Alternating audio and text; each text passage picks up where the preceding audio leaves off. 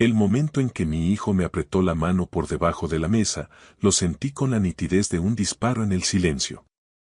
3 pulsaciones cortas, deliberadas y cuidadosas.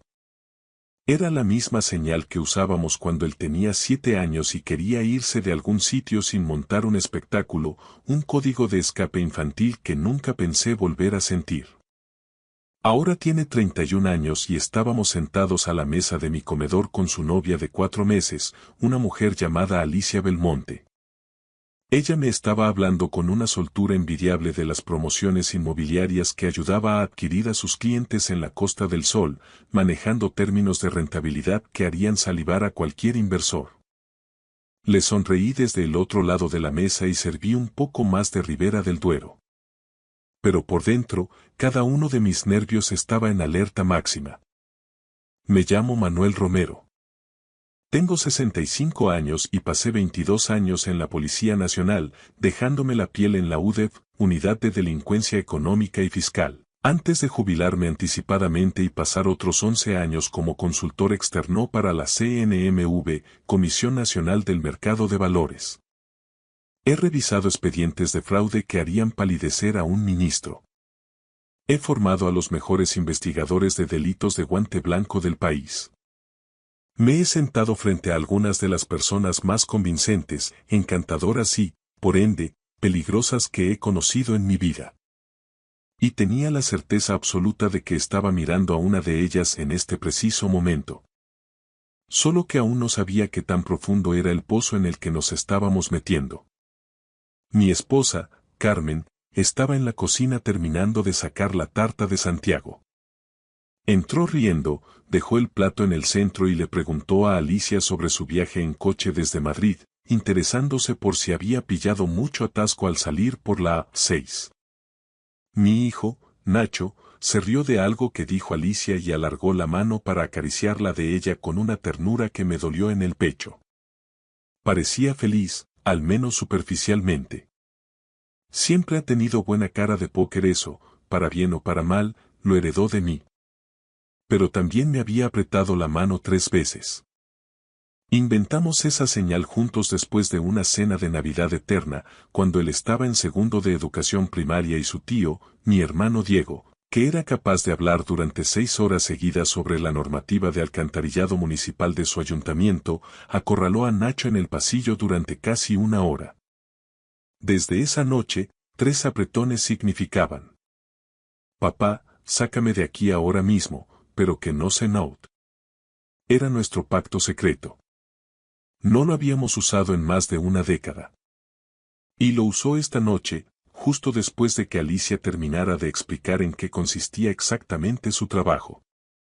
Se describió a sí misma como una facilitadora de patrimonio privado. No utilizó términos comunes como asesora financiera o corredora de bolsa, no, ella era una facilitadora. Lo dijo con la misma cadencia con la que alguien pronuncia un título nobiliario que ha ensayado 1000 veces frente al espejo. Explicó que trabajaba con un círculo muy cerrado de clientes de alto patrimonio, ayudándoles a mover capital hacia estructuras de activos alternativos que, según ella, no estaban disponibles a través de la banca tradicional. Bienes raíces, por supuesto, pero también fondos de préstamos privados, fideicomisos de tierras agrícolas en el Valle del Ebro o sociedades de infraestructura energética en Aragón, decía con una naturalidad pasmosa. Hay todo un mundo de rentabilidad que la gente corriente ni siquiera sabe que existe, Manuel. Lo dijo con calidez, sin una pizca de arrogancia, con el tono de quien te está confiando un secreto generoso por puro afecto. Asentí, manteniendo el tipo. Le pregunté qué tipo de supervisión o registro tenían esas estructuras en los organismos oficiales. Ella sonrió, y era una sonrisa magnífica, abierta y paciente, de esas que desarman a los escépticos. Dijo que esa era precisamente una de las grandes ventajas competitivas. Menos fricción regulatoria significaba un movimiento más ágil del capital, que era de donde venían los beneficios que la banca convencional era incapaz de ofrecer. Menos fricción regulatoria, repetí yo, paladeando la frase con amabilidad profesional. Exacto, sentenció ella, mientras tomaba un sorbo de vino. Carmen me estaba observando de reojo. Conoce mis gestos de la forma en que solo conoces a alguien tras 36 años de matrimonio. Sabía que detrás de mi máscara de anfitrión perfecto se estaba librando una tormenta. Se levantó discretamente y le preguntó a Alicia si le gustaría ver el jardín y los rosales antes de que se fuera la luz por completo. Nacho esperó hasta oír cómo la puerta trasera se cerraba. Luego se inclinó hacia adelante, puso ambos codos sobre el mantel y me miró como solía hacerlo cuando era adolescente y tenía que confesarme que había roto el coche o suspendido un examen. Sé lo que estás pensando, papá, dijo en voz baja. Dime tú qué estoy pensando, respondí, cruzando las manos. Estás pensando que algo no huele bien. Que esto no encaja con lo que tú conoces. Yo lo que estoy pensando es que me gustaría escucharte a ti, dije seriamente. ¿Cuánto tiempo lleva esto ocurriendo? Se frotó la nuca con nerviosismo. Era evidente que no había estado durmiendo bien. Se le notaba en las ojeras y en esa forma de estar presente pero ausente durante la cena, riéndose siempre un segundo después que el resto. Se ha mudado conmigo hace apenas 6 semanas, confesó. Dijo que su contrato de alquiler en el barrio de Salamanca terminaba y que necesitaba un par de meses para organizar su mudanza a un sitio nuevo. Yo no le di importancia, me hacía ilusión que estuviéramos juntos. Pero luego, hace unos días, empezó a interesarse por mi plan de pensiones. Miró hacia la mesa, incapaz de sostenerme la mirada. Dijo que estaba dejando de ganar dinero. Que los bancos nos roban con comisiones y que ella podía enseñarme cómo reestructurarlo en un vehículo que crecería 3 veces más rápido. Me juró que era totalmente legal, solo que es un tipo de inversión que los asesores de oficina nunca te recomendarían porque prefieren tenerte atrapado en fondos de inversión comunes de baja rentabilidad. Mantuve la voz completamente nivelada, activando mi modo de interrogatorio silencioso. ¿Cuánto te ha pedido que muevas, Nacho? Aún no me ha pedido una cifra concreta. Ha estado preparando el terreno, enseñándome documentos, folletos con una pinta increíble. Lo llamó algo así como el Fondo de Capital Privado de la Costa Blanca. Parecía muy serio, de verdad. Tenía sus logotipos, un domicilio social en Barcelona, gráficos de rendimiento auditados de los últimos 8 años. Nacho, mírame. ¿Cuánto tienes ahorrado exactamente en ese plan de pensiones? Me sostuvo la mirada, y vi el miedo real en sus ojos. 240.000 euros. Casi todo lo que heredé de la abuela y lo que he ido metiendo estos 10 años. Me quedé en silencio, procesando la cifra. Era un botín suculento para cualquier depredador. Ella no sabe a qué me dedicaba yo antes de jubilarme, dije. No era una pregunta, era una constatación. Le dije que estabas jubilado, que habías sido policía. Ella comentó que era muy impresionante. Hizo una pausa antes de seguir. Pero lo dijo con una frialdad rara, papá. Como si ya lo supiera y no le importara lo más mínimo. Como si no viera en ti ninguna amenaza. Eso me dio una pista crucial sobre su perfil psicológico. O era una mujer extremadamente confiada en su método, o era una temeraria de las que creen que las leyes no se aplican a ellas. En mi experiencia, esas dos facetas suelen ser la misma persona en diferentes etapas de una carrera criminal ascendente. ¿Te ha enseñado contratos? Algo que te haya pedido firmar o formalizar. Me envió un archivo por correo la semana pasada. Un acuerdo de suscripción, lo llamó. Dijo que no había ninguna prisa, pero que la próxima ventana de entrada para el fondo vence a finales de mes. Urgencia artificial. Es la palanca más vieja y efectiva en el manual del fraude. La ventana que se cierra, la oportunidad única, el tren que solo pasa una vez. Los fondos de inversión reales y regulados no funcionan con ventanas de entrada que caducan en 3 semanas de forma arbitraria. Necesito que me reenvíes ese correo ahora mismo, dije con firmeza. Esta noche, antes de que salgáis por esa puerta. papá. No quiero que pienses que soy un crío al que hay que vigilar. Nacho, le interrumpí, manteniendo la voz baja pero cortante. No estoy intentando decirte con quién tienes que acostarte ni con quién compartir tu vida. Te estoy pidiendo, como experto que ha visto arruinarse a cientos de familias, que me dejes ver un documento. Solo eso. Asintió lentamente, derrotado por la lógica. En ese momento, Carmen y Alicia volvieron a entrar en el salón riendo, comentando algo sobre un gato del vecindario que se había colado en el jardín. Alicia se mostró encantadora, cálida y atenta el resto de la velada. Ayudó a recoger la mesa sin que nadie se lo pidiera, recordó detalles nimios como que Carmen prefería el té sin leche y me hizo preguntas inteligentes sobre un caso de estafa inmobiliaria en la Costa Brava que había salido en el telediario esa semana. Era buena. Realmente era una profesional de la manipulación. Pero lo que ella no sabía era que yo también lo era. Después de que se cerrara la puerta del coche y el eco del motor se perdiera calle abajo, Carmen se quedó frente al fregadero, con las manos sumergidas en el agua jabonosa, y no dijo nada durante un buen rato.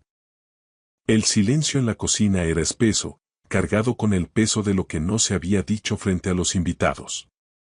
Tú también lo viste, sentencié, rompiendo la calma mientras recogía las copas de vino. Vi cómo te quedaste petrificado cuando soltó aquello de la fricción regulatoria, respondió Carmen sin girarse. Es la misma cara que ponías cuando eras inspector y te dabas cuenta de que un sospechoso acababa de meter la pata en el interrogatorio. Estás decidiendo cómo vas a hincarle el diente, ¿verdad? Tengo que hacer un par de llamadas mañana a primera hora. Esto no me gusta nada, Carmen. Nada. Ella se secó las manos con el paño de cocina de hilo, lentamente, y se dio la vuelta para mirarme a los ojos. ¿Qué tan grave crees que es el asunto? Aún es pronto para dar un diagnóstico definitivo, dije, sintiendo un nudo en el estómago, pero la aritmética es demoledora. Nacho tiene 240.000 euros en un plan de pensiones, una novia que se le ha metido en casa en 6 semanas y que ahora intenta empujarlo hacia un vehículo de inversión que huele a chiringuito financiero, con una fecha límite que vence a final de mes para meterle prisa. Es el manual del estafador, capítulo 1. Carmen dejó el paño sobre la encimera con una delicadeza extrema, casi solemne. Vale, dijo con esa firmeza que la caracteriza. ¿Qué necesitas que haga yo? Eso es lo que significan 36 años de matrimonio. No hace falta explicar la arquitectura del desastre, basta con señalar la grieta y la otra persona ya está buscando el cemento. El correo que Nacho me reenvió esa misma noche era un PDF de 17 páginas. Tenía una factura profesional impecable.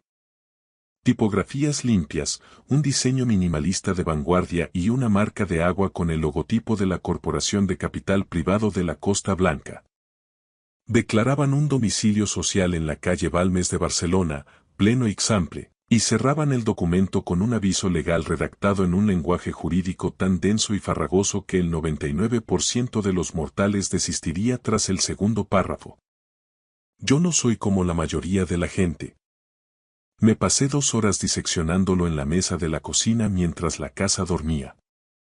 El gráfico de rendimiento, que presumía de 8 años ininterrumpidos de beneficios de doble dígito, no mencionaba a ninguna firma de auditoría externa.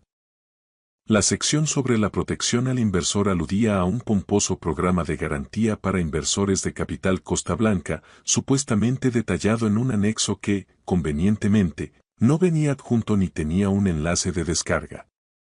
El mínimo de suscripción era de 25.000 euros, pero ofrecían una asignación preferente para compromisos superiores a los 100.000. La estrategia declarada del fondo hablaba de facilidades de crédito privado garantizadas por activos físicos subyacentes, una ensalada de palabras técnicas que en el argot financiero puede significar una mina de oro o, más habitualmente, absolutamente nada.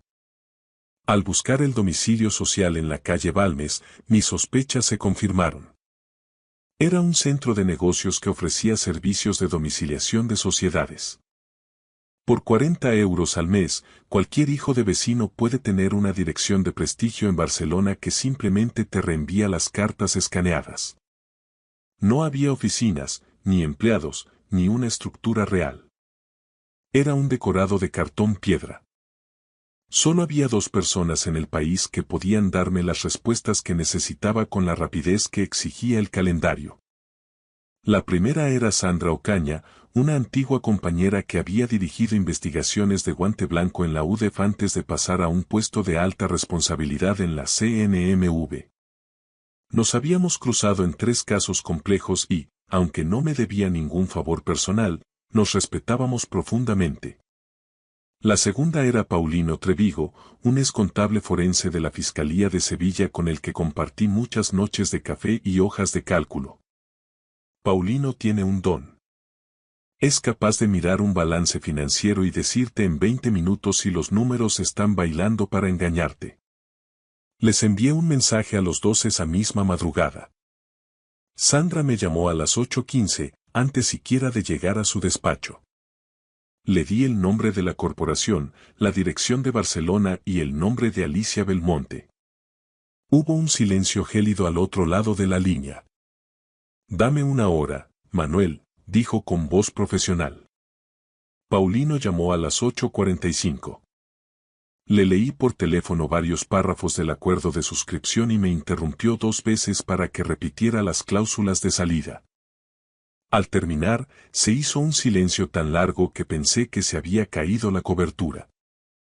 Manuel, dijo al fin, esa sección sobre valores respaldados por activos físicos. Es una tomadura de pelo. Un fondo de crédito privado serio incluiría un anexo detallando las garantías, las tasaciones y el registro de la propiedad de esos activos. Aquí no hay nada. Es un marco dorado sin cuadro dentro.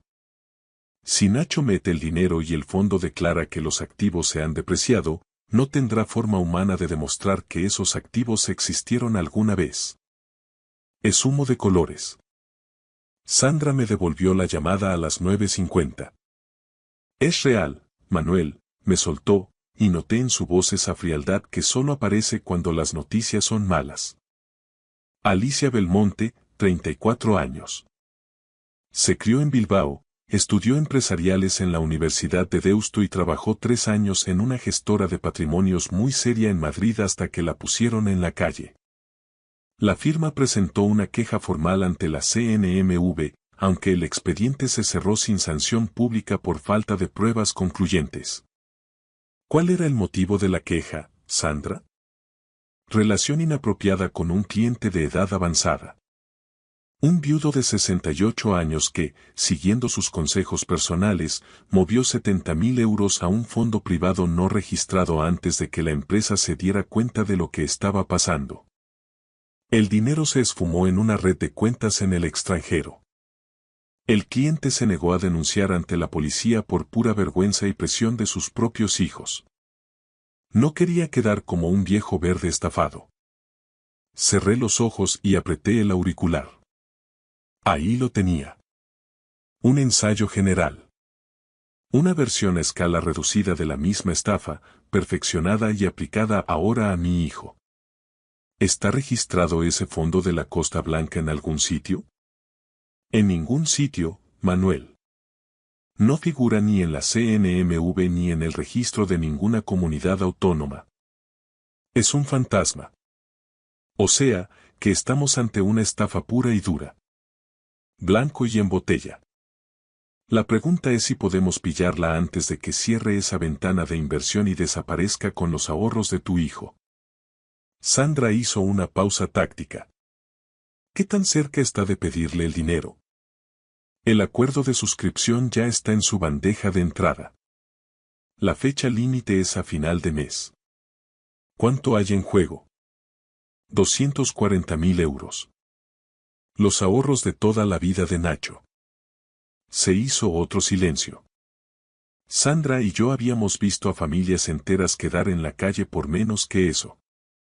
Pero esta vez, el lobo estaba sentado en mi propia mesa de comedor. Escúchame bien, dijo Sandra. Tenemos que ser quirúrgicos. Si sospecha lo más mínimo, quemará el teléfono y desaparecerá en 48 horas. Estos sujetos tienen siempre un plan de huida. Necesito que Nacho acepte una última reunión con ella. Necesito que la grabe en audio mientras ella le hace la propuesta formal y le pide que transfiera los fondos. En España, la jurisprudencia es clara. Puedes grabar una conversación de la que eres parte sin necesidad de avisar, y esa grabación es una prueba admisible en un juicio. Si Nacho lo hace con su propio móvil, la tendremos acorralada. A Nacho le va a costar mucho hacer esto, Sandra. ¿Está enamorado, o cree estarlo?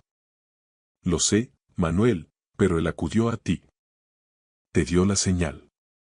Una parte de él ya sabe la verdad y solo está esperando a que tú le digas qué pasos dar. Confía en él. Tenía razón. Conduje hasta el piso de Nacho esa misma tarde. Me recibió en la puerta, todavía con el pelo húmedo de la ducha, y pude ver en su rostro que no había pegado ojo. Nos sentamos en el sofá y se lo solté todo, sin anestesia. La oficina fantasma en la calle Balmes, el informe de Paulino, el antecedente del viudo en Madrid y el vacío legal de Alicia. Nacho se quedó de piedra. No hubo gritos ni golpes. Solo un silencio pesado, el sonido de alguien viendo cómo se derrumba la arquitectura de su vida afectiva. Me dijo que me quería, murmuró al fin, con una voz quebrada que me partió el alma. Lo decía de verdad, papá. O eso pensaba yo. Lo sé, hijo. Estoy seguro de que lo decía con una convicción asombrosa, respondí, sin añadir nada más. No había consuelo posible para ese tipo de traición. Después de un rato, se pasó la mano por la cara y me miró con una determinación que me recordó a mi propio reflejo. ¿Qué es lo que tengo que hacer? Le expliqué el plan de la grabación. Tenía que citarse con ella, dejar que desplegara todo su encanto, que nombrara la cantidad, los plazos y los beneficios del fondo. Tenía que ser el actor de su vida. No sobreactuar, no mostrar sospechas, ser el mismo Nacho de siempre. ¿Te ves capaz de aguantar el tipo frente a ella? Pregunté, poniéndole la mano en el hombro. Me sostuvo la mirada con esos ojos firmes que no parpadean ante la adversidad. He pasado semanas intentando convencerme de que mis sospechas eran una locura, papá. Así que sí, puedo sentarme frente a ella una hora más y terminar con esto de una vez por todas. Nacho la llamó esa misma tarde. Escuché su voz desde el pasillo. Estaba sereno, siguiendo el guión que habíamos trazado. Le dijo que había estado dándole vueltas al acuerdo de suscripción, que le atraía mucho la rentabilidad pero que, como era una cifra importante, tenía un par de dudas técnicas antes de dar el paso definitivo. Ella, fiel a su manual de estilo, se mostró cálida, nada profesionalmente agresiva y encantada de ayudarle a entender el vehículo. Acordaron verse para tomar un café el jueves por la tarde. Todo estaba calibrado para no levantar ni una sospecha. El jueves por la mañana volví al piso de Nacho para el último ensayo. Nos sentamos en su cocina y le di las instrucciones como si estuviéramos preparando una operación de la UDEF. Lleva el móvil en el bolsillo de la camisa, con el micro hacia afuera y la pantalla hacia el cuerpo. Activa la grabación de notas de voz antes de entrar al local. Y sobre todo, Nacho. Deja que sea ella quien lleve la voz cantante. No la cortes. Si hace una pausa, aguanta el silencio. En España nos aterra el silencio y siempre acabamos rellenándolo con información de más. Haz preguntas como si fueras un inversor casi convencido, alguien que solo necesita un último empujón para soltar el dinero. Él asintió, con la mandíbula apretada. ¿Cómo te encuentras, hijo? Le pregunté, poniéndole una mano en el hombro. Sinceramente, papá. Miró por la ventana hacia el tráfico de la calle. Estoy cabreado, pero es una rabia fría. De esa que solo te pide terminar el trabajo y verla caer. Esa es la actitud del buen investigador, le dije. Mantén ese frío. Regresé a casa y me senté con Carmen en la cocina. Apenas hablamos. Ella preparó una tetera y nos quedamos escuchando las noticias en la radio, pendientes del reloj. A las 16:17 entró el mensaje. Hecho. Lo tengo todo. Te llamo en 10 minutos. Cuando por fin hablamos, su voz temblaba ligeramente por la adrenalina que empezaba a evaporarse. Me contó que Alicia había sido meridianamente clara. Describió la estructura del fondo, prometió rendimientos del 18% al 22% anual, una cifra que en el mercado actual es una bandera roja del tamaño de una catedral, y le urgió a realizar la transferencia antes del viernes para entrar en la ventana preferente. Pero lo más importante fue el destino del dinero. Ella le dio los datos de una cuenta en una pequeña cooperativa de crédito en las Islas Baleares. Me soltó que los gestores del fondo preferían operar fuera de los grandes bancos del IBEX para agilizar los trámites y evitar la burocracia, me explicó Nacho. Dijo que en 72 horas el capital ya estaría generando intereses. 72 horas. Yo sabía perfectamente qué significaba ese plazo. El tiempo justo para que el dinero saltara de Baleares a una cuenta puente en un país con baja cooperación judicial. Para cuando Nacho se diera cuenta de que el fondo era un fantasma, la cuenta estaría a cero. Llamé a Sandra esa misma noche. Le enviamos el archivo de audio por un canal seguro y ella lo analizó con los servicios jurídicos de la CNMV y sus contactos en la policía. Me llamó a las 7:30 de la mañana siguiente. Es oro puro, Manuel. Ha confesado implícitamente que opera sin ficha bancaria y ha dado detalles de una estructura de captación ilegal. Actuamos hoy mismo. No quise saber los detalles operativos. Ese ya no era mi sitio. Pero sé que a Alicia Belmonte la detuvieron en el portal de Nacho el viernes, antes de las 8 de la mañana, cuando bajaba a por el pan. Lo sé porque mi hijo me llamó desde la acera, en calcetines y con la voz entrecortada. Están aquí, papá. Se la llevan. Perfecto, respondí con un suspiro de alivio. Ponte los zapatos, sal a que te dé el aire y vete a desayunar. Te lo has ganado. La instrucción posterior fue un goteo de sorpresas. Alicia había ejecutado versiones de este timo en otras 2 comunidades autónomas bajo distintos alias. El Fondo de Capital Privado Costa Blanca era solo una de sus 3 marcas fantasmales. En total, los investigadores identificaron a 8 víctimas con pérdidas que sumaban más de 900.000 euros. Nacho fue el único que no perdió ni un céntimo, de hecho, fue el cebo que cerró la trampa. 2 semanas después, volvimos a la rutina de la cena del domingo. Carmen preparó su famoso pollo asado y nos sentamos a la misma mesa donde, meses atrás, una desconocida casi nos vuela el futuro por los aires. Nacho estaba callado, pero era un silencio de paz, el de quien ha cumplido con su deber. Sigo dándole vueltas a como no me di cuenta antes, dijo, mirando su taza de café. Sí que te diste cuenta, le corregí. Por eso me diste la señal bajo la mesa. Tu instinto fue más rápido que tu enamoramiento. Me refiero a antes de eso, papá. A cómo pude dejar que entrara en mi casa. Miré a mi hijo, que ya no era el niño que huía de los monólogos del tío Diego, sino un hombre que había mantenido el tipo frente a una depredadora profesional. Nacho, ella era una experta. Sabía qué resortes tocar. La soledad, la ambición, el afecto.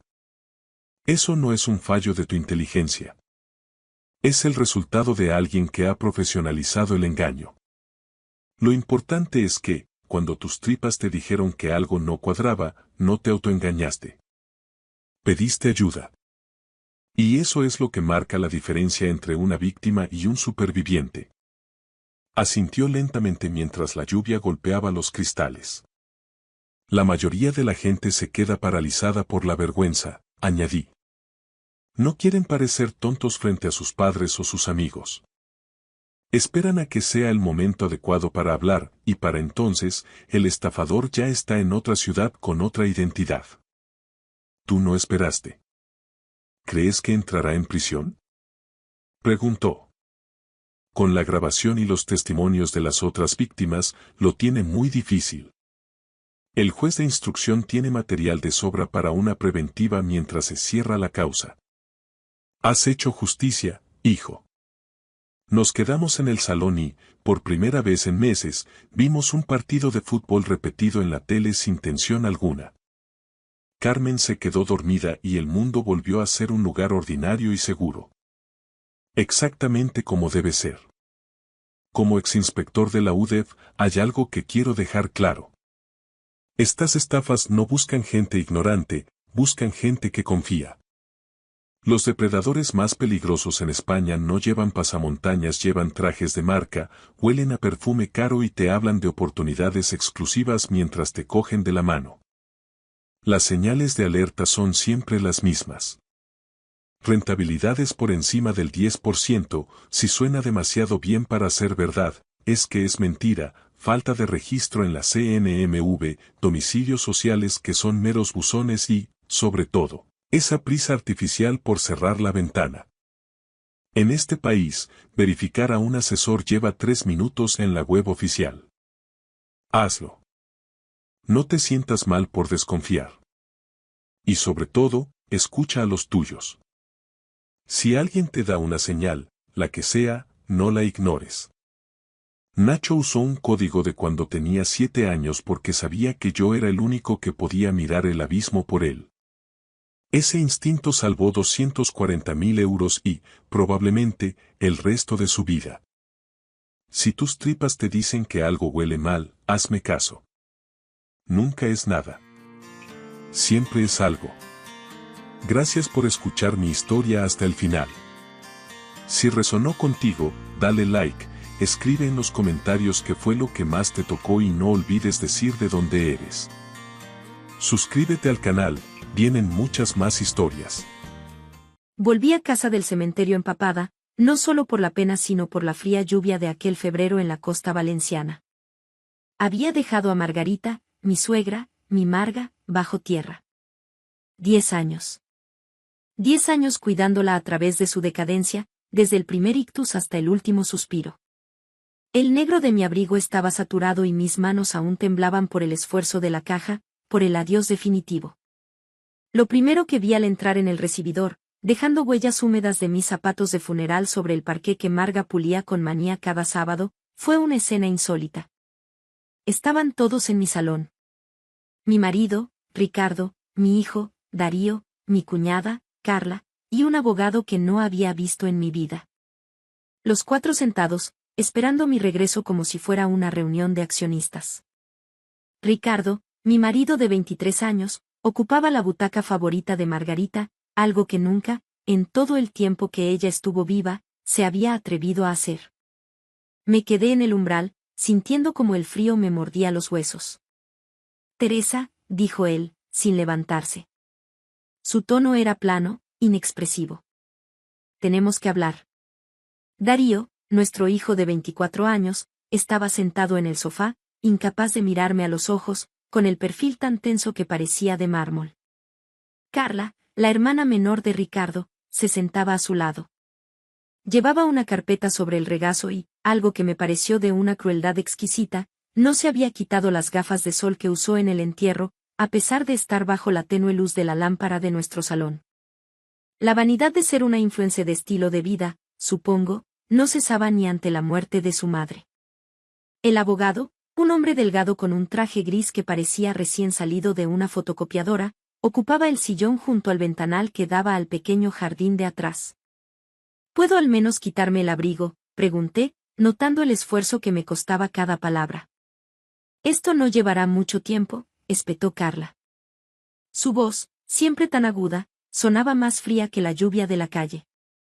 Me colgué el abrigo en el perchero que Marga había comprado en un mercadillo de antigüedades. Ella me había contado la historia de esa pieza mientras yo le cambiaba la cuña, intentando distraerla de la indignidad de su estado.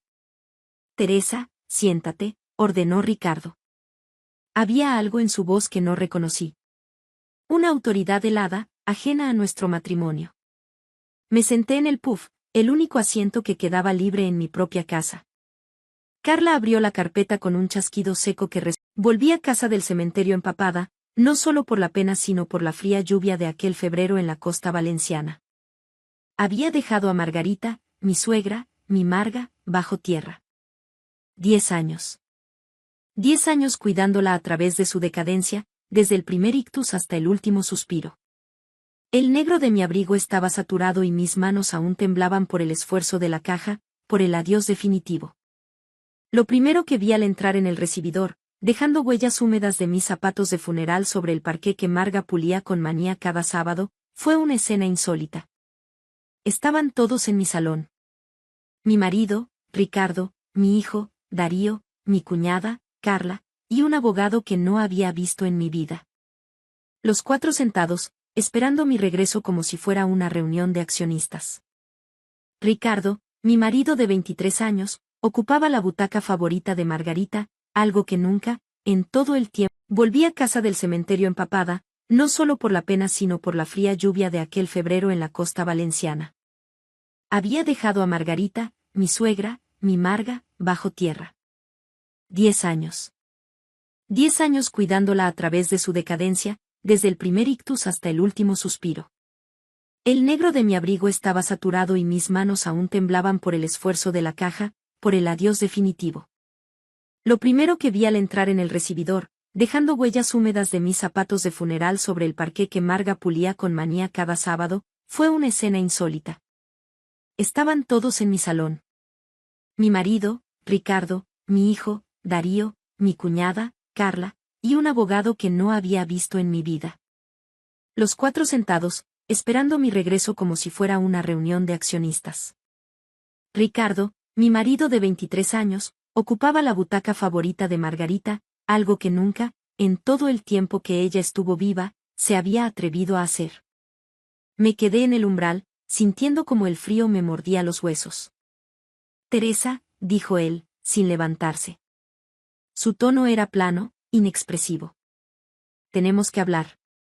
Darío, nuestro hijo de 24 años, estaba sentado en el sofá, incapaz de mirarme a los ojos, con el perfil tan tenso que parecía de mármol. Carla, la hermana menor de Ricardo, se sentaba a su lado. Llevaba una carpeta sobre el regazo y, algo que me pareció de una crueldad exquisita, no se había quitado las gafas de sol que usó en el entierro, a pesar de estar bajo la tenue luz de la lámpara de nuestro salón. La vanidad de ser una influencer de estilo de vida, supongo, no cesaba ni ante la muerte de su madre. El abogado, un hombre delgado con un traje gris que parecía recién salido de una fotocopiadora, ocupaba el sillón junto al ventanal que daba al pequeño jardín de atrás. ¿Puedo al menos quitarme el abrigo?, pregunté, notando el esfuerzo que me costaba cada palabra. Esto no llevará mucho tiempo, espetó Carla. Su voz, siempre tan aguda, sonaba más fría que la lluvia de la calle. Me colgué el abrigo en el perchero que Marga había comprado en un mercadillo de antigüedades. Ella me había contado la historia de esa pieza mientras yo le cambiaba la cuña, intentando distraerla de la indignidad de su estado. Teresa, siéntate, ordenó Ricardo. Había algo en su voz que no reconocí. Una autoridad helada, ajena a nuestro matrimonio. Me senté en el puff, el único asiento que quedaba libre en mi propia casa. Carla abrió la carpeta con un chasquido seco que resonó en el silencio. Encontré el testamento de mamá, anunció. Estaba en su dormitorio, en el cajón de las mesillas donde guardaba sus medicamentos. Sentí como se me encogía el pecho. Marga y yo habíamos hablado de ese testamento muchas veces a altas horas de la noche, cuando yo me quedaba a su lado después de que Ricardo se fuera a dormir, después de que Carla dejara de contestar sus llamadas y después de que Darío se mudara y nos visitara una vez al mes, con suerte. Le dejó la casa a Ricardo, continuó Carla, deslizando el dedo por la página. Junto con todos sus ahorros, que ascienden a unos 450.000 euros.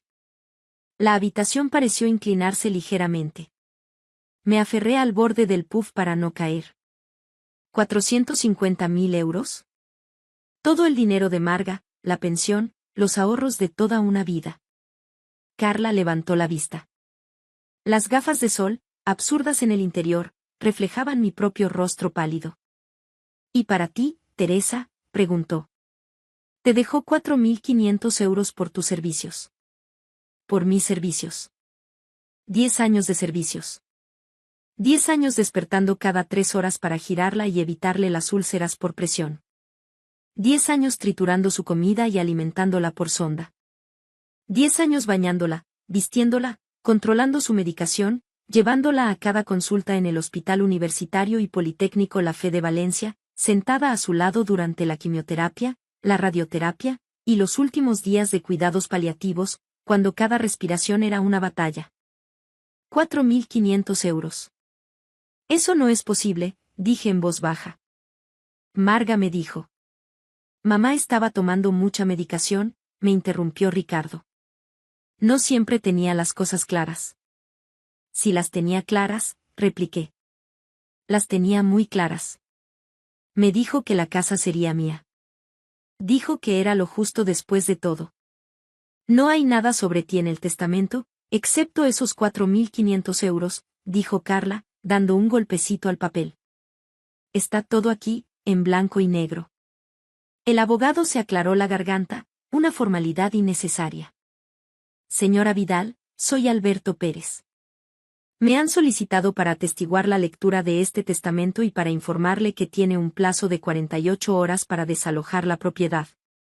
48 horas. Miré a mi hijo. Darío. Él clavó la vista en sus manos. Papá dice que es lo que la abuela quería. Tu padre no la visitó durante 6 meses antes de que muriera, me oí decir. Ni tampoco tu tía. ¿Dónde estabais todos cuando ella lloraba a las 3 de la mañana por un dolor insoportable? ¿Dónde estabais cuando no recordaba su propio nombre? ¿Dónde, Darío? Teresa, Ricardo se puso de pie. Me pareció más alto de lo que recordaba. O tal vez yo me había encogido. Esto es lo que quería mi madre. Recibirás tus 4.500 euros. Darío se queda con nosotros. Tienes que hacer tus maletas y marcharte. Con nosotros. Dijo con nosotros. Como si Darío y Carla fueran una nueva unidad familiar y yo fuera la intrusa, la sirvienta despedida. Hacer mis maletas, repetí. Tiene 48 horas, insistió el abogado. Después de eso, si no ha desalojado la propiedad voluntariamente, nos veremos obligados a iniciar un proceso de desahucio. Me levanté lentamente. Sentía las piernas como gelatina, pero no les daría el gusto de verme caer. Lo entiendo, dije. Creo que todos se sorprendieron. Quizás esperaban gritos, lágrimas, un drama. Pero de 10 años de enfermería había aprendido algo. No se puede pelear cada batalla en el momento en que ocurre. A veces, hay que esperar. Hay que evaluar. Hay que planificar. Subí las escaleras hasta el dormitorio que había compartido con Ricardo desde que cumplimos 40 años, el mismo en el que había pasado tantas noches despierta, escuchando la respiración de Marga a través del monitor de bebé reutilizado, lista para correr a su habitación si me necesitaba. Saqué mi maleta del armario y empecé a empacar. Toda mi vida había sido la responsable, la que se casó joven e hizo que funcionara. La que puso en pausa mi propia carrera de enfermería cuando a Marga le dio el primer ictus, porque Ricardo insistió en que su madre necesitaba el cuidado de la familia, no de extraños a sueldo.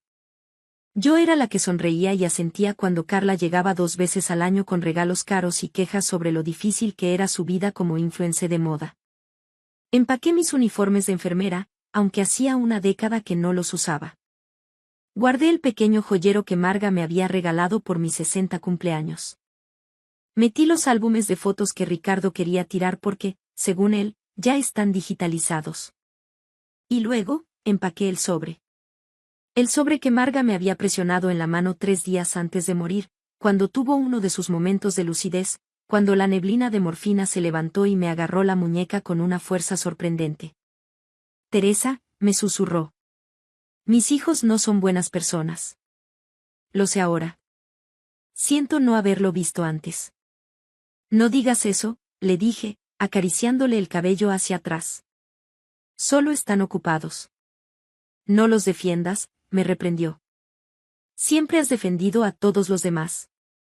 Es hora de que alguien te proteja a ti. Sacó el sobre de debajo de su almohada.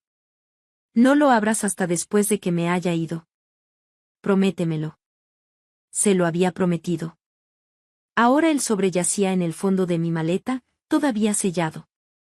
Había cumplido mi palabra, incluso en el funeral, incluso cuando cada instinto me gritaba que lo abriera. Volví a casa del cementerio empapada, no solo por la pena sino por la fría lluvia de aquel febrero en la costa valenciana. Había dejado a Margarita, mi suegra, mi Marga, bajo tierra. 10 años. 10 años cuidándola a través de su decadencia, desde el primer ictus hasta el último suspiro. El negro de mi abrigo estaba saturado y mis manos aún temblaban por el esfuerzo de la caja, por el adiós definitivo. Lo primero que vi al entrar en el recibidor, dejando huellas húmedas de mis zapatos de funeral sobre el parqué que Marga pulía con manía cada sábado, fue una escena insólita. Estaban todos en mi salón. Mi marido, Ricardo, mi hijo, Darío, mi cuñada, Carla, y un abogado que no había visto en mi vida. Los 4 sentados, esperando mi regreso como si fuera una reunión de accionistas. Ricardo, mi marido de 23 años, ocupaba la butaca favorita de Margarita, algo que nunca, en todo el tiempo que ella estuvo viva, se había atrevido a hacer. Me quedé en el umbral, sintiendo como el frío me mordía los huesos. Teresa, dijo él, sin levantarse. Su tono era plano, inexpresivo. Tenemos que hablar. Darío, nuestro hijo de 24 años, estaba sentado en el sofá, incapaz de mirarme a los ojos, con el perfil tan tenso que parecía de mármol. Carla, la hermana menor de Ricardo, se sentaba a su lado. Llevaba una carpeta sobre el regazo y, algo que me pareció de una crueldad exquisita, no se había quitado las gafas de sol que usó en el entierro, a pesar de estar bajo la tenue luz de la lámpara de nuestro salón. La vanidad de ser una influencer de estilo de vida, supongo, no cesaba ni ante la muerte de su madre. El abogado, un hombre delgado con un traje gris que parecía recién salido de una fotocopiadora, ocupaba el sillón junto al ventanal que daba al pequeño jardín de atrás. ¿Puedo al menos quitarme el abrigo?, pregunté, notando el esfuerzo que me costaba cada palabra. Esto no llevará mucho tiempo, espetó Carla. Su voz, siempre tan aguda, sonaba más fría que la lluvia de la calle. Me colgué el abrigo en el perchero que Marga había comprado en un mercadillo de antigüedades.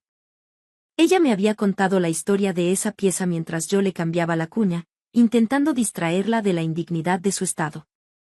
Teresa, siéntate, ordenó Ricardo. Había algo en su voz que no reconocí. Una autoridad helada, ajena a nuestro matrimonio. Me senté en el puff, el único asiento que quedaba libre en mi propia casa. Carla abrió la carpeta con un chasquido seco que resonó en el silencio. Encontré el testamento de mamá, anunció. Estaba en su dormitorio, en el cajón de las mesillas donde guardaba sus medicamentos. Sentí como se me encogía el pecho. Marga y yo habíamos hablado de ese testamento muchas veces a altas horas de la noche, cuando yo me quedaba a su lado después de que Ricardo se fuera a dormir, después de que Carla dejara de contestar sus llamadas y después de que Darío se mudara y nos visitara una vez al mes, con suerte. Le dejó la casa a Ricardo, continuó Carla, deslizando el dedo por la página. Junto con todos sus ahorros, que ascienden a unos 450.000 euros. La habitación pareció inclinarse ligeramente. Me aferré al borde del puff para no caer. ¿450.000 euros? Todo el dinero de Marga, la pensión, los ahorros de toda una vida. Carla levantó la vista. Las gafas de sol, absurdas en el interior, reflejaban mi propio rostro pálido. ¿Y para ti, Teresa?, preguntó. Te dejó 4.500 euros por tus servicios. Por mis servicios. 10 años de servicios. 10 años despertando cada 3 horas para girarla y evitarle las úlceras por presión. 10 años triturando su comida y alimentándola por sonda. 10 años bañándola, vistiéndola, controlando su medicación, llevándola a cada consulta en el Hospital Universitario y Politécnico La Fe de Valencia, sentada a su lado durante la quimioterapia, la radioterapia, y los últimos días de cuidados paliativos, cuando cada respiración era una batalla. 4.500 euros. Eso no es posible, dije en voz baja. Marga me dijo. Mamá estaba tomando mucha medicación, me interrumpió Ricardo. No siempre tenía las cosas claras. Si las tenía claras, repliqué. Las tenía muy claras. Me dijo que la casa sería mía. Dijo que era lo justo después de todo. No hay nada sobre ti en el testamento, excepto esos 4.500 euros, dijo Carla, dando un golpecito al papel. Está todo aquí, en blanco y negro. El abogado se aclaró la garganta, una formalidad innecesaria. Señora Vidal, soy Alberto Pérez. Me han solicitado para atestiguar la lectura de este testamento y para informarle que tiene un plazo de 48 horas para desalojar la propiedad. 48 horas. Miré a mi hijo. Darío. Él clavó la vista en sus manos. Papá dice que es lo que la abuela quería. Tu padre no la visitó durante 6 meses antes de que muriera, me oí decir. Ni tampoco tu tía. ¿Dónde estabais todos cuando ella lloraba a las 3 de la mañana por un dolor insoportable? ¿Dónde estabais cuando no recordaba su propio nombre? ¿Dónde, Darío? Teresa, Ricardo se puso de pie. Me pareció más alto de lo que recordaba. O tal vez yo me había encogido. Esto es lo que quería mi madre. Recibirás tus 4.500 euros. Darío se queda con nosotros. Tienes que hacer tus maletas y marcharte. Con nosotros. Dijo con nosotros. Como si Darío y Carla fueran una nueva unidad familiar y yo fuera la intrusa, la sirvienta despedida. Hacer mis maletas, repetí. Tiene 48 horas, insistió el abogado. Después de eso, si no ha desalojado la propiedad voluntariamente, nos veremos obligados a iniciar un proceso de desahucio. Me levanté lentamente. Sentía las piernas como gelatina, pero no les daría el gusto de verme caer.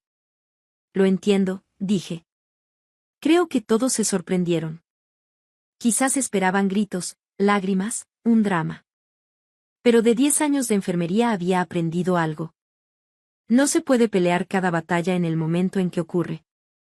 A veces, hay que esperar. Hay que evaluar. Hay que planificar. Subí las escaleras hasta el dormitorio que había compartido con Ricardo desde que cumplimos 40 años, el mismo en el que había pasado tantas noches despierta, escuchando la respiración de Marga a través del monitor de bebé reutilizado, lista para correr a su habitación si me necesitaba. Saqué mi maleta del armario, volví a casa del cementerio empapada, no solo por la pena sino por la fría lluvia de aquel febrero en la costa valenciana. Había dejado a Margarita, mi suegra, mi Marga, bajo tierra. 10 años. 10 años cuidándola a través de su decadencia, desde el primer ictus hasta el último suspiro. El negro de mi abrigo estaba saturado y mis manos aún temblaban por el esfuerzo de la caja, por el adiós definitivo. Lo primero que vi al entrar en el recibidor, dejando huellas húmedas de mis zapatos de funeral sobre el parqué que Marga pulía con manía cada sábado, fue una escena insólita. Estaban todos en mi salón. Mi marido, Ricardo, mi hijo, Darío, mi cuñada, Carla, y un abogado que no había visto en mi vida. Los 4 sentados, esperando mi regreso como si fuera una reunión de accionistas. Ricardo, mi marido de 23 años, ocupaba la butaca favorita de Margarita, algo que nunca, en todo el tiempo que ella estuvo viva, se había atrevido a hacer. Me quedé en el umbral, sintiendo como el frío me mordía los huesos. Teresa, dijo él, sin levantarse. Su tono era plano, inexpresivo. Tenemos que hablar. Darío, nuestro hijo de 24 años, estaba sentado en el sofá, incapaz de mirarme a los ojos, con el perfil tan tenso que parecía de mármol. Carla, la hermana menor de Ricardo, se sentaba a su lado. Llevaba una carpeta sobre el regazo y, algo que me pareció de una crueldad exquisita, no se había quitado las gafas de sol que usó en el entierro, a pesar de estar bajo la tenue luz de la lámpara de nuestro salón. La vanidad de ser una influencer de estilo de vida, supongo, no cesaba ni ante la muerte de su madre. El abogado, Un hombre delgado con un traje gris que parecía recién salido de una fotocopiadora, ocupaba el sillón junto al ventanal que daba al pequeño jardín de atrás. ¿Puedo al menos quitarme el abrigo?, pregunté, notando el esfuerzo que me costaba cada palabra. Esto no llevará mucho tiempo, espetó Carla. Su voz, siempre tan aguda, sonaba más fría que la lluvia de la calle. Me colgué el abrigo en el perchero que Marga había comprado en un mercadillo de antigüedades. Ella me había contado la historia de esa pieza mientras yo le cambiaba la cuña, intentando distraerla de la indignidad de su estado. Teresa, siéntate, ordenó Ricardo. Había algo en su voz que no reconocí. Una autoridad helada, ajena a nuestro matrimonio. Me senté en el puff, el único asiento que quedaba libre en mi propia casa. Carla abrió la carpeta con un chasquido seco que resonó en el silencio. Encontré el testamento de mamá, anunció. Estaba en su dormitorio, en el cajón de las mesillas donde guardaba sus medicamentos. Sentí como se me encogía el pecho. Marga y yo habíamos hablado de ese testamento muchas veces a altas horas de la noche, cuando yo me quedaba a su lado después de que Ricardo se fuera a dormir, después de que Carla dejara de contestar sus llamadas y después de que Darío se mudara y nos visitara una vez al mes, con suerte. Le dejó la casa a Ricardo, continuó Carla, deslizando el dedo por la página. Junto con todos sus ahorros, que ascienden a unos 450.000 euros. La habitación pareció inclinarse ligeramente. Me aferré al borde del puff para no caer. ¿450.000 euros? Todo el dinero de Marga, la pensión, los ahorros de toda una vida.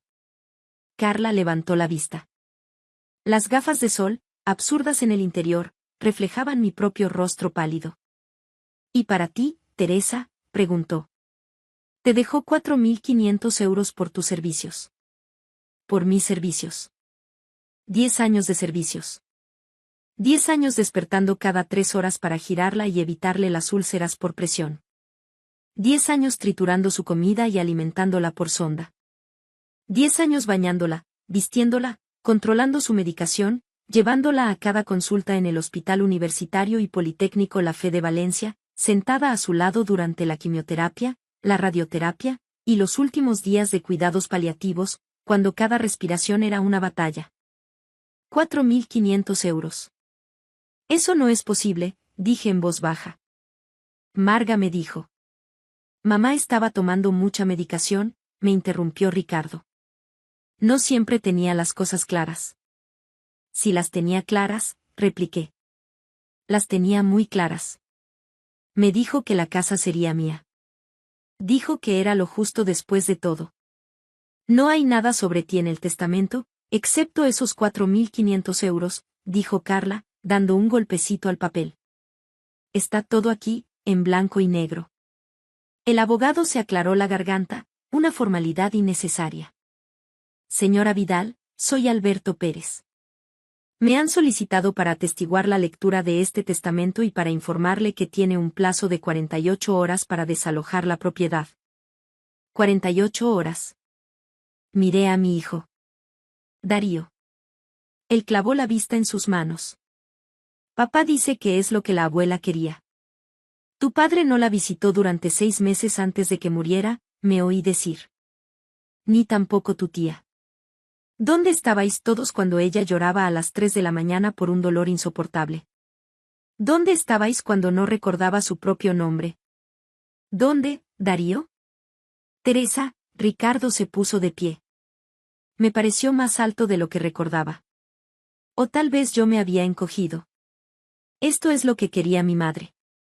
Recibirás tus 4.500 euros. Darío se queda con nosotros. Tienes que hacer tus maletas y marcharte. Con nosotros. Dijo con nosotros. Como si Darío y Carla fueran una nueva unidad familiar y yo fuera la intrusa, la sirvienta despedida. Hacer mis maletas, repetí. Tiene 48 horas, insistió el abogado. Después de eso, si no ha desalojado la propiedad voluntariamente, nos veremos obligados a iniciar un proceso de desahucio. Me levanté lentamente. Sentía las piernas como gelatina, pero no les daría el gusto de verme caer. Lo entiendo, dije. Creo que todos se sorprendieron. Quizás esperaban gritos, lágrimas, un drama. Pero de 10 años de enfermería había aprendido algo. No se puede pelear cada batalla en el momento en que ocurre. A veces, hay que esperar. Hay que evaluar. Hay que planificar.